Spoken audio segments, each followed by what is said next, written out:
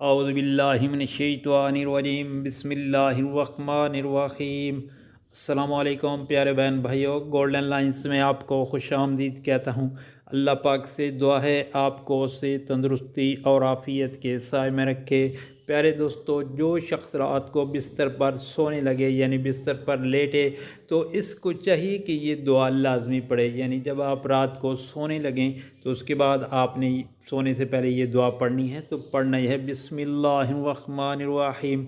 لا الہ الا اللہ وحدہ لا شریک لہ، لہ الملک و لہ الحمد وہو علی کل شیء قدیر، لا حول ولا قوة الا باللہ، سبحان اللہ والحمد للہ ولا الہ الا اللہ واللہ اکبر۔